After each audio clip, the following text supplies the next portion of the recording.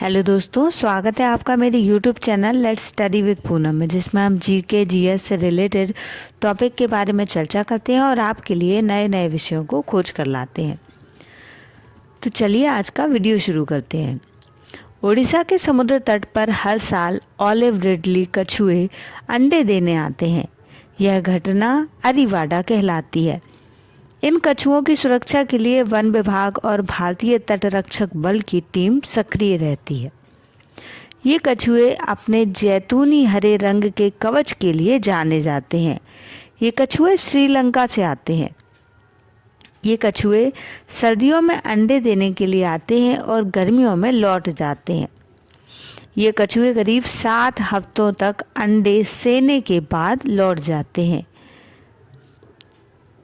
ये कछुए अपने अंडों की सुरक्षा के लिए ऋषिकुल्या समुद्र तट पर आते हैं। ये कछुए वर्ल्ड कंजर्वेशन यूनियन द्वारा संकटग्रस्त प्रजातियों में शामिल हैं और भारत के वन्यजीव सुरक्षा अधिनियम 1972 के तहत इनकी सुरक्षा की गारंटी की गई है। मास नेस्टिंग के दौरान यहाँ मछलियाँ पकड़ना पूरी तरह प्रतिबंधित रहता है। ऋषिकुल्या समुद्र तट पर अंडों की सुरक्षा के लिए व्यापक सुरक्षा व्यवस्था भी की जाती है। सोचिए, समुद्र की लहरों के बीच जब हजारों लाखों कछुए एक साथ किनारे पर आ जाएं, तो नज़ारा किसी चमत्कार से कम नहीं लगता। ओडिशा के ऋषिकुल्या बीच पर इन दिनों ऐसा ही अद्भुत नज़ारा देखने को मिल रहा है, जहां ऑलिव रिडली कछुए बड़े पैमाने पर अंडे देने पहुंचते हैं। इस घटना को अरीवाडा कहा जाता है, जिसमें फीमेल कछुए एक साथ समुद्र तट पर आकर गड्ढे खोदती हैं और उनमें अंडे देती हैं। यह प्रक्रिया सालों से सिर्फ कुछ ही दिनों तक चलती है, जिसे देखने के लिए शोधकर्ता और पर्यटकों की नज़रें टिकी रहती हैं। इस साल रिकॉर्ड 6.82 लाख कछुए यहाँ पहुँचे हैं, जिससे यह स्थान दुनिया के सबसे बड़े टर्टल नेस्टिंग साइट में बदल जाता है। ऑलिव रिडली प्रजाति के ये कछुए फरवरी माह के अंतिम सप्ताह में इस बीच पर अंडे देने के लिए पहुंचते हैं। अंडे देकर यह वापस लौट जाते हैं। बताया जाता है कि 35 से 45 दिन के बाद इन अंडों से बच्चे निकलते हैं। ये बच्चे खुद से ही समुद्र तक पहुंच जाते हैं। 1000 ऑलिव रिडली के बच्चों में से सिर्फ एक युवा अवस्था तक पहुंचता है। ये करीब 20 वर्ष में युवा होते हैं। इस वजह से इनका संरक्षण जरूरी है। सिर्फ समुद्र तट पर इनकी हैचिंग यानी अंडों से बच्चे निकलने की प्रक्रिया होती है। यह बच्चा जब युवा होता है तो वही अंडा देने के लिए यहीं वापस आता है। उड़ीसा का वन विभाग और कुछ एनजीओ मिलकर इन कछुओं को उनके अंडों को परजीवियों से बचाने में जुटे रहते हैं। दिन रात यहाँ सफाई की जाती है और अन्य वन्य जीवों से अंडों को नुकसान पहुँचाने से रोकने की मशक्कत में सभी जुटे रहते हैं। आसपास की हाई मास्ट लाइटों को भी बंद कर दिया जाता है। ऑलिव रिडली कछुओं की मास नेस्टिंग का पूरा साइंटिफिक डाटा वन विभाग रख रहा है। एक सप्ताह के भीतर करीब 6,98,000 से ज़्यादा कछुए आ चुके हैं। एक मादा कछुए 100 से अधिक अंडे देती है। अंडों को रेत में दबाकर मादा समुद्र की ओर वापस चली जाती है। समुद्री इकोसिस्टम के लिए ऑलिव रिडली कछुए बहुत महत्वपूर्ण हैं। फूड चेन को बरकरार रखने में इनकी भूमिका महत्वपूर्ण है। अगर इनका अस्तित्व खत्म हो गया तो फूड चेन टूट जाएगी।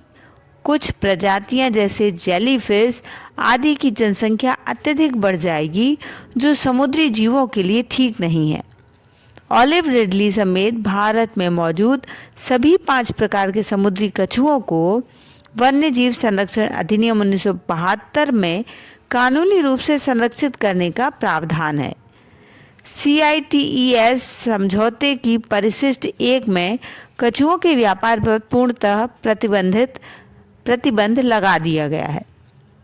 समुद्री कछुए की यह प्रजाति है ऑलिव रिडली। यह दुनिया की दूसरी सबसे छोटी समुद्री कछुए की प्रजाति है। ये कछुए प्रशांत, हिंद, अटलांटिक महासागरों में गर्म जल में पाए जाने वाले मांसाहारी समुद्री कछुओं की एक प्रजाति है।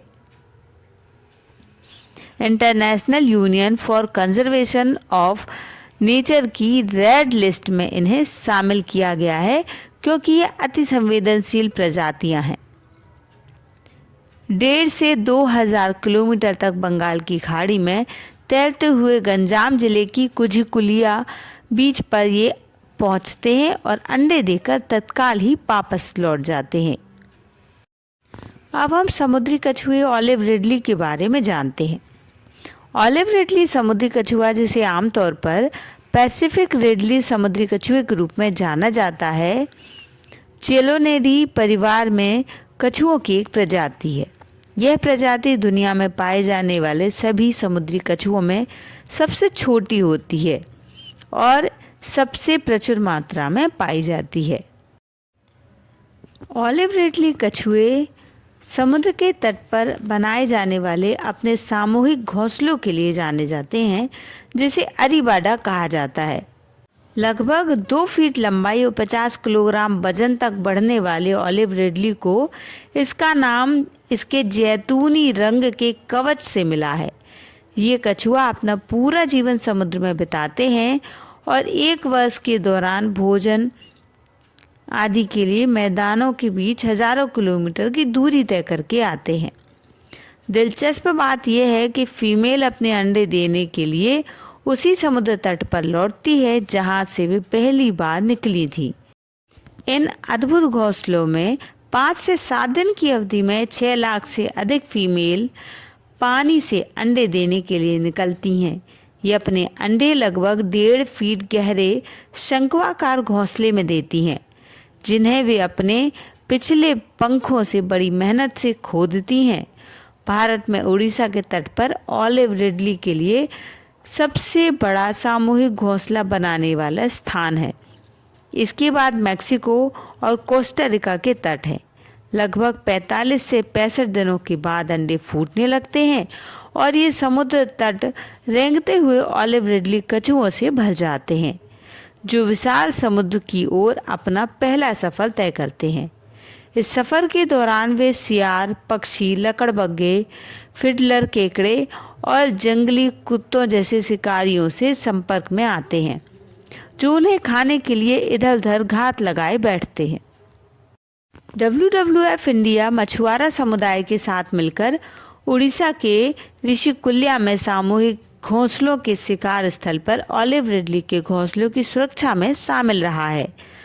घोंसले के शिकार क्षेत्र को बाड़ लगाकर अंडे सेने तक इनकी निगरानी करके और अंडे से निकले बच्चों के लिए समुद्र में सुरक्षित मार्ग सुनिश्चित करके यह अनुमान लगाया गया है कि समुद्र के पानी में प्रवेश करने वाले प्रत्येक 1000 अंडे से लगभग 1 बच्चा वयस्कता तक जीवित रहता है।